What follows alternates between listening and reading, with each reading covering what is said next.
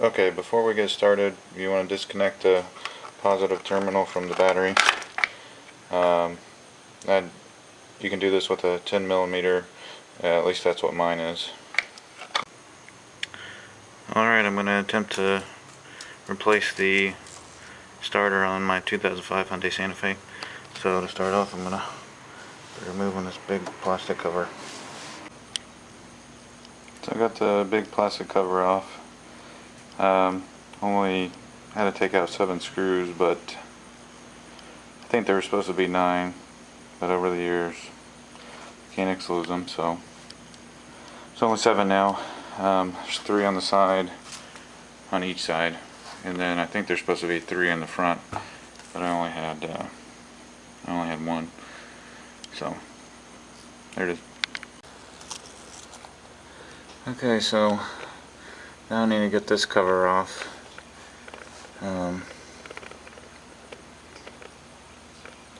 The starter should be right underneath that.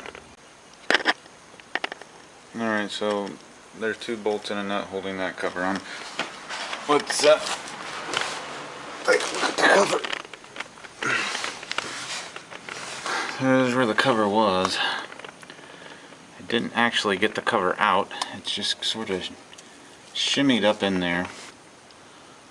So that top nut and that back plug. Alright, so I was able to get up there on that nut with the 12 millimeter closed-end wrench. Okay, I was able to unplug that plug with a flathead screwdriver. There is it's got a latch on there that you have to push down on and then push it off. So you got to push down on this little latch to unlatch it, and then it'll come off. I'll show you that closer when I get the starter out. There's that bolt, and then that nut up there to take off, and then your starter will come out. Okay, so the starter's out. I'm going to show you that plug. That's the plug, and I can get a good shot of it without covering the light. Oop.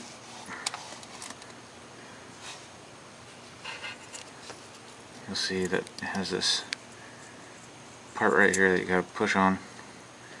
You push that in and pull. So I was able to push on that with the flathead screwdriver, and then also push it off with the flathead screwdriver. And there's the battery positive going to the solenoid. So that's all the wiring that had to be taken off. And we'll do a recap here. Everything it required to take all this off. So first we had to take off the big plastic cover, and we used a 12 millimeter socket for that. Then we had to take off the cover that was covering the starter, which was a 10 millimeter for those. And then to take off the starter itself, I use a 12 millimeter closed-in wrench to get onto the battery positive lug, and then a flathead screwdriver to take off that the plug on that spade connector. And then I had to use a 14 millimeter to get that nut and that bolt out that was holding it onto the engine. So now we're ready to put the new one back in.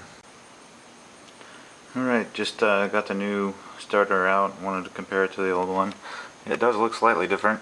That solenoid is turned a little, the old one is a little angled, and then this one is straight across pretty much. And hopefully that doesn't affect anything. Still be able to get all the wiring to reach.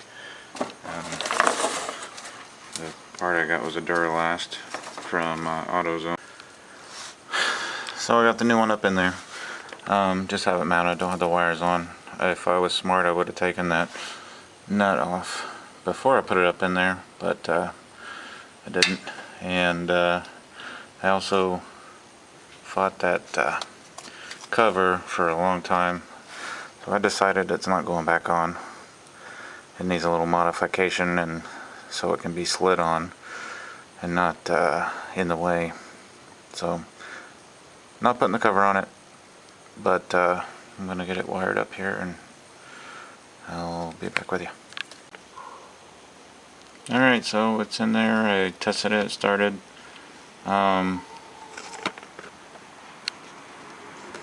The new lug had a 13mm nut on it instead of a 12 like the old one, but everything reached, the wires reached. I'm just gonna have to figure out a way to get that cover to go back over, and then I'm good. So I couldn't modify the old cover to fit, so I just made my own. I used an old aluminum cookie sheet that the wife had, and bent it and cut it so that it would fit up in there and keep the heat away from the starter, the heat coming off that catalytic converter. And just bought some 10 metal shears and cut it up, bent it. So it's all going back together, works great.